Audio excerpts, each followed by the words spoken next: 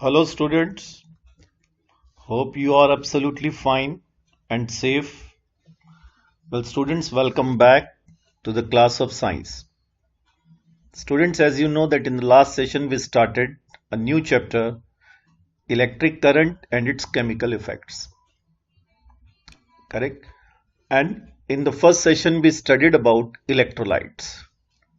I told you that there are some solutions which conduct electricity or which allow the pass of electric current through them, while there are some solutions through which electricity cannot be passed or electric current cannot be passed. Correct? So, the solutions which allow the pass of electric current through them, we call them electrolytes. Correct? Today we will study further in detail about electrolytes. See, electrolytes एक बार फिर देख लेते हैं क्या होता है. A compound that conducts electricity in molten or aqueous solution or state. देखिए कोई भी कंपाउंड, जैसे घर पे कॉमन साल्ट हम यूज करते हैं, सोडियम क्लोराइड, खाने वाला नमक, ये मेल्ट कर दिया जाएगा तो मोल्टन स्टेट में, या इसमें पानी मिक्स कर दिया जाए तो अपने एक्वस सॉल्यूशन में, ये इलेक्ट्रिक करंट इसमें पास हो सकता है. ठीक है, इसमें आयंस बनते हैं, और आयंस बनते हैं तो इसलिए ये किसका काम करता है, ये इलेक्ट्रोलाइट का. करेक्ट? तो कोई भी कंपाउंड जो इलेक्ट्रिसिटी कंडक्ट करता है मोल्टन स्टेट में या एक्वस सॉल्यूशन में, correct, we call it as an electrolyte. Fine. Now electrolyte जो है वो दो तरह के होते हैं, some are strong and some are weak. Now what are strong electrolytes? See, there are electrolytes that get ionized completely to form free mobile ions in the solution. ऐसे solutions जिनमें जो कंप्लीटली आयोनाइज्ड हो जाए. देखिए मैं आपसे बताता हूं, जैसे घर पे खाने वाला नमक है तो क्या बताया, सोडियम क्लोराइड. तो अगर हम उसे वाटर में डिसॉल्व करते हैं तो वो कंप्लीटली सोडियम आयन और क्लोराइड आयंस में आयनाइज्ड हो जाता है, और खूब सारे उसमें फ्री मोबाइल आयंस होते हैं सॉल्यूशन में. तो large number of free mobile ions हो जिस सॉल्यूशन में, वो इलेक्ट्रिसिटी को बेटर कंडक्ट करता है, and we call them strong electrolytes. Okay, और इसके कुछ एग्जांपल्स हैं. सोडियम क्लोराइड, मैंने अभी आपको बताया, सोडियम क्लोराइड को, कॉमन साल्ट को पानी में डिसॉल्व करने पर ये कंप्लीटली आयोनाइज्ड हो जाता है and produce large number of ions, therefore it is a strong electrolyte. Correct? Similarly pure sulphuric acid and copper sulphate solutions, they are also strong electrolytes. Now what are weak electrolytes? See, these are the electrolytes that get ionized only partially to form free mobile ions. कुछ solutions ऐसे होते हैं जिनमें जो ions होते हैं, जो वो सिर्फ पार्शियली आयनाइज्ड होते हैं, यानी कम नंबर में फ्री मोबाइल आयंस होते हैं उनके अंदर. तो they do not conduct electricity in a good way, we call them weak electrolytes. और जैसे एसिटिक एसिड है, अमोनियम हाइड्रोक्साइड है, या टैप वाटर है, they are the examples of weak electrolytes. तो जो वीक इलेक्ट्रोलाइट्स होते हैं इनमें आयंस जो है बहुत ज्यादा नहीं होते, फ्री मोबाइल आयंस, तो इसलिए इन्हें हम वीक इलेक्ट्रोलाइट्स कहते हैं. Now see some examples of strong electrolytes and weak electrolytes. See water, nitric acid, copper sulphate solution, sodium chloride and sulphuric acid, they are strong electrolytes. While ordinary tap water, oxalic acid, carbonic acid, ammonium hydroxide and citric acid are weak electrolytes. ठीक है. Sulphuric acid के बारे में ही बताया हुआ है कि pure sulphuric acid बहुत एक्सट्रीम केयर के साथ और कॉशन के साथ हैंडल करना चाहिए, and never add water to sulphuric acid to dilute it. Adding water to sulphuric acid is highly exothermic reaction, खूब हीट निकलती है इसमें, and because of that heat that solution or sulfuric acid may splash on us. So if you want to dilute sulfuric acid, it is better to add drop by drop dilute sulfuric acid to water. ये तो खैर आपकी knowledge के लिए है. ठीक है, तो here you have seen strong electrolytes and weak electrolytes. Now one more thing, non electrolytes क्या होते हैं? वो जिनके अंदर आयंस नहीं होते सॉल्यूशंस में.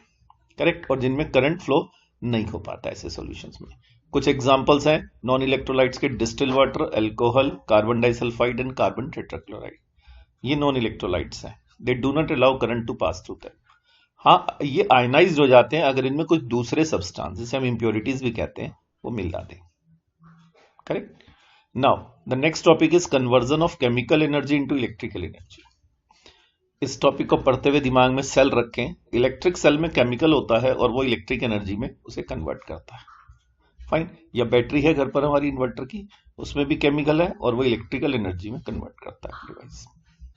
तो we know that it is possible to convert one form of energy into another. Energy को एक फॉर्म से दूसरी फॉर्म में चेंज कर सकते हैं। एंडलेस डिवाइसेज हैं ऐसे, जैसे डोरबेल है, वो इलेक्ट्रिक को साउंड एनर्जी में कन्वर्ट करती है। फैन है, मिक्सी है, ये इलेक्ट्रिक एनर्जी को मैकेनिकल एनर्जी में कन्वर्ट करते हैं। ठीक है। आपका ये लाउड स्पीकर है, इलेक्ट्रिक एनर्जी को साउंड एनर्जी में कन्वर्ट करता है। तो एनर्जी कैन बी कन्वर्टेड और transform from one form to another. हालांकि एनर्जी को ना हम क्रिएट कर सकते हैं और ना ही destroy, but of course we can convert it from one form to other. The list of convergence of one form of energy into another is almost endless. और ऐसी लिस्ट कन्वर्जन्स की ऑलमोस्ट एंडलेस है, बहुत सारी हैं। The electric cells was talked about in class 6 give us electrical energy at the expense of chemical energy.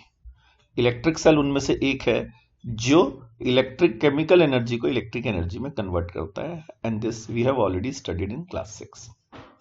We can therefore say that the cells are an examples of conversion of chemical energy into electrical energy.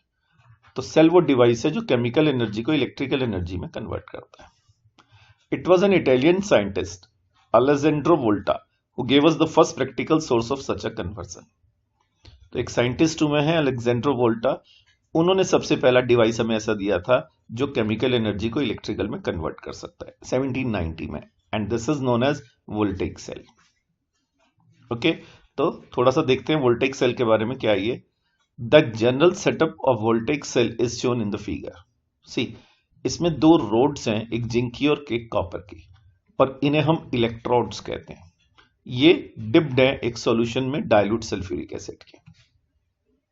Correct. And there are chemical reactions within the system. इस system में कुछ chemical reactions भी हो रही हैं जो आप बड़ी क्लासेस में पढ़ेंगे. ठीक है. अब उसके बाद आप इस नेगेटिव, इस रोड को, जिंक रोड को, और इसका पॉजिटिव, ये जो कॉपर रोड है, इसे बल्ब से कनेक्ट किया हुआ है. तो इसमें देखते हैं हम कि जब इसकी रिएक्शंस की वजह से ये बल्ब ग्लो करता है.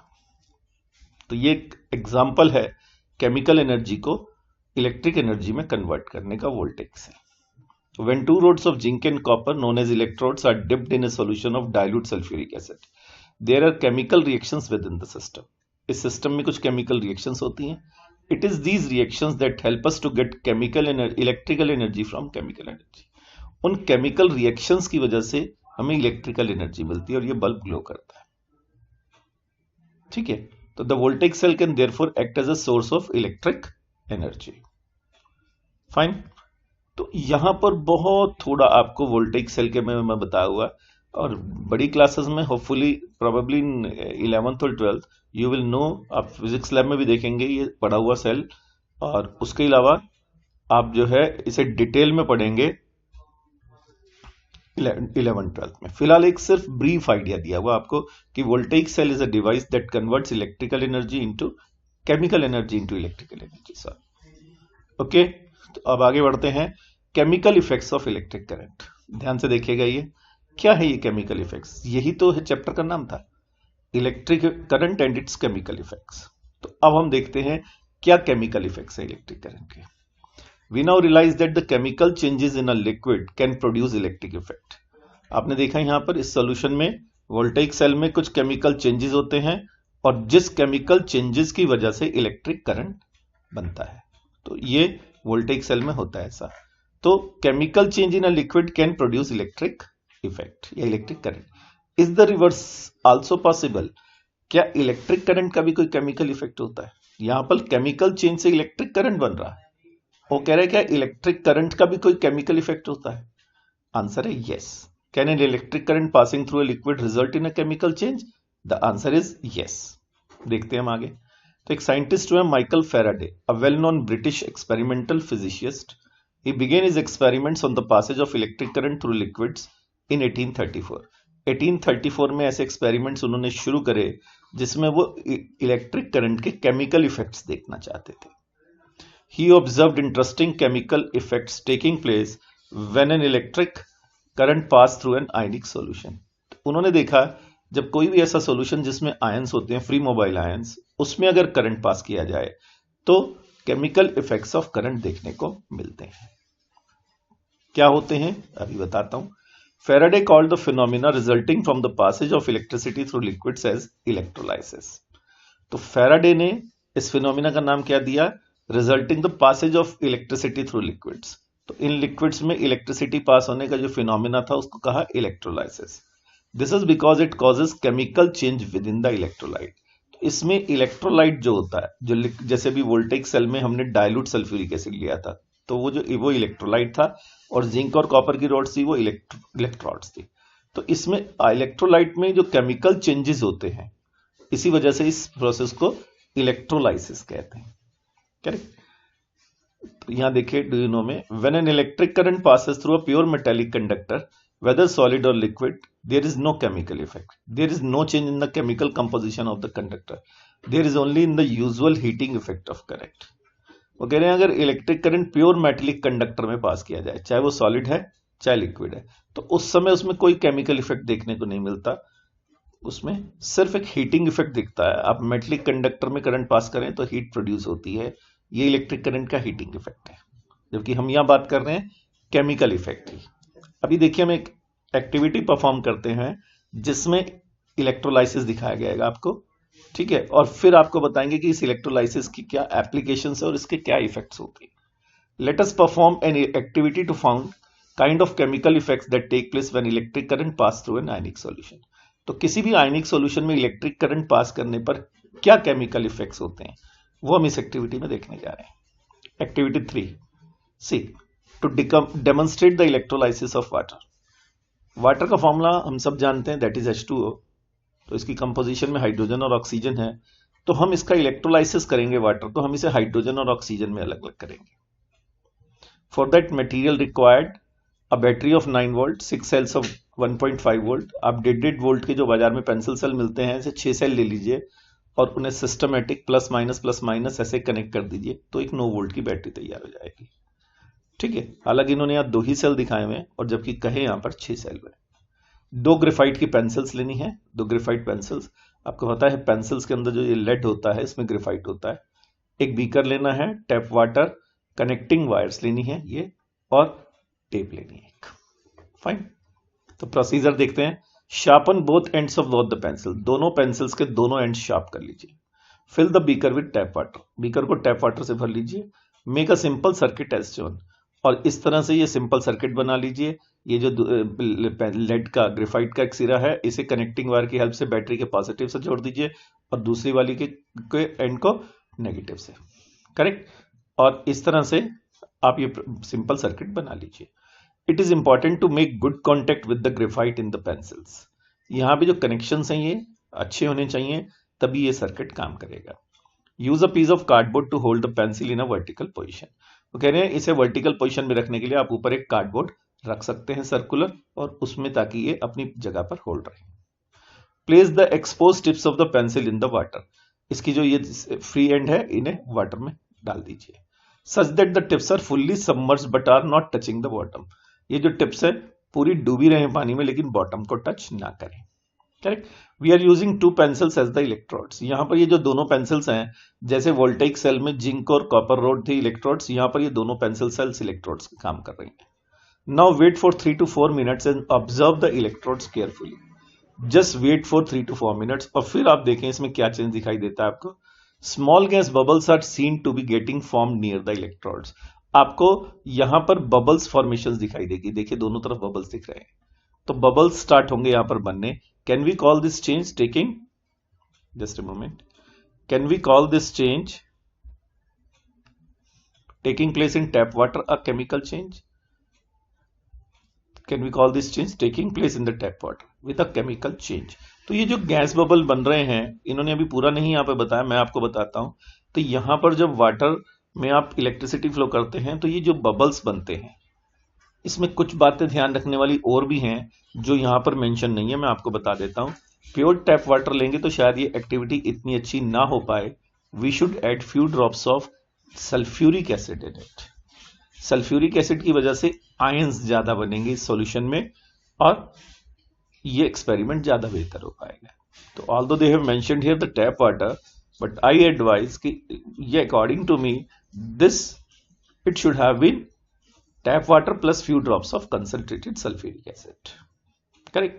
Now नीचे नोट लिखा हुआ इसे देखें, we can add few drops of an acid, लीजिए वही आगे जो मैं बता रहा था आपसे, small amount of salt with proper और appropriate precautions to make water more conducting. यही मैं आपसे कह रहा था, और यहाँ लिखा हुआ है कि कुछ बूंदे एसिड की या साल्ट है कोई, जैसे घर का खाने का साल्ट है या कुछ और साल्ट्स हैं, उन्हें आप इसमें ऐड कर दें to make water a good conductor of electricity. ज्यादा फ्री मोबाइल साइंस होंगे और ज्यादा बेहतर काम कर पाएगा। तो ये जो बबल्स आप देख रहे हैं, बेसिकली यहाँ पर वाटर जो है ये डिकम्पोज हो रहा है हाइड्रोजन और ऑक्सीजन में। ये जो बबल्स हैं ये हाइड्रोजन और ऑक्सीजन गैस के, तो इसमें जो बैटरी के प्लस से है कनेक्टेड है, ठीक है, ये एनोड है, और यहां पर ऑक्सीजन गैस के बबल्स बनेंगे, और जो कैथोड है नेगेटिव प्लेट से कनेक्टेड है, कैथोड हो गया। तो इस जो नेगेटिव प्लेट से नेगेटिव टर्मिनल से कनेक्टेड है बैटरी के, that is working as a cathode, और जो पॉजिटिव से कनेक्टेड है वो एनोड। तो एनोड पर हाइड्रोजन के बबल्स देखे जाते हैं और कैथोड पर ऑक्सीजन के, कैथोड पर हाइड्रोजन के, सारे कैथोड पर हाइड्रोजन के, ठीक है। हम इन गैसेस को चेक भी कर सकते हैं। ये एक्सपेरिमेंट फिर दोबारा 10th क्लास में फर्स्ट चैप्टर में आएगा, तब हम इन बबल्स को, इन गैसेस को चेक भी करेंगे। इनका तरीका भी होता है चेक करने का कि ये ऑक्सीजन है और ये हाइड्रोजन है तो कैसे है। लेकिन यहां सिर्फ इतना समझ लीजिए कि यहां पर इसके जो है बेसिकली ये हम वाटर का इलेक्ट्रोलाइसिस करते हैं जब, तो वो हाइड्रोजन और ऑक्सीजन में ब्रेक हो जाता है। ओके, तो अब और देखिए आगे। It was a British chemist William Nicholson who had shown that if electrodes were immersed in water and a steady current was passed through it, bubbles of oxygen and hydrogens are produced. यही मैंने आपसे बताया। Oxygen bubbles जो होंगे वो anode पर बनेंगे मिले, और बबल्स, और जो जिसे हम पॉजिटिव टर्मिनल से कनेक्ट करेंगे बैटरी के, और जो हाइड्रोजन बबल्स हैं वो कैथोड पर बनेंगे, उस कैथोड के नजदीक, जिसे हम बैटरी के नेगेटिव टर्मिनल से कनेक्ट करेंगे ग्रेफाइट को, वो कैथोड का नाम करेंगे। ओके, तो we thus conclude that the passage of electric current through an ionic solution can cause chemical change. तो आपने यहां देखा हमने क्या करा, एक सॉल्यूशन जिसमें आयंस थे वाटर प्लस एसिड का, उसमें हमने इलेक्ट्रिक करंट पास किया, और यहां हमने केमिकल चेंज देखा कि वाटर जो है वो डिकम्पोज हो गया हाइड्रोजन और ऑक्सीजन में। तो chemical reaction taking place in A solution depend on the nature of electrodes. ये जो हमने इलेक्ट्रोड्स लिए हैं इसमें, यहाँ ग्रेफाइट्स थे, वहां वॉलेटिक सेल में जिंक और उसके थे कॉपर के, तो इनकी नेचर कैसी है इस पे भी ये केमिकल रिएक्शन डिपेंड करेगी। और दूसरा जो हमने सॉल्यूशन लिया है जिसे हम इलेक्ट्रोलाइट कह रहे हैं, उसकी कंसंट्रेशन और नेचर पर भी ये केमिकल रिएक्शन डिपेंड करती है। करेक्ट। तो सॉल्यूशन में जो केमिकल रिएक्शन होती है that depends on two factors, one nature of the electrodes and second nature and concentration of the solution. अब नटशेल में some of the prominent effects of chemical reactions taking place at electrodes within the solution are.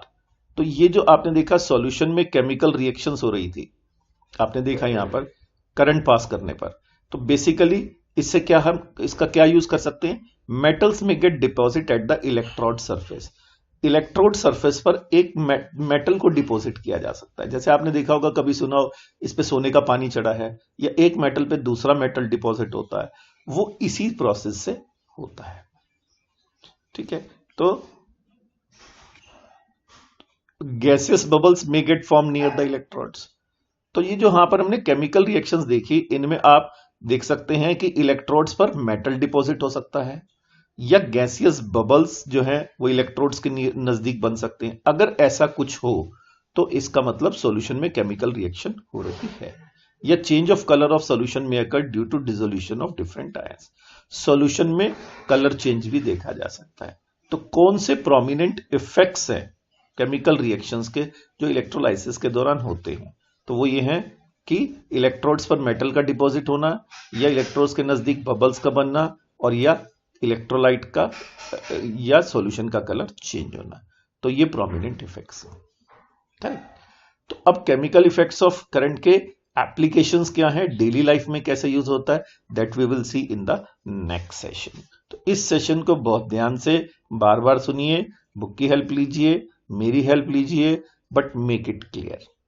आगे का जो chapter है उसके लिए, और वैसे भी इस चैप्टर की जो वेटेज है एग्जाम्स में वो ज्यादा है, करेक्ट। और बड़ी क्लासेस में भी ये बार बार आएगा, 10th में इलेक्ट्रिसिटी है, 12th में है काफी, तो अभी से ही क्लियर होगा तो आपको ज्यादा बेहतर समझ आएगा। Okay, that's it for today. Thank you very much, bye bye.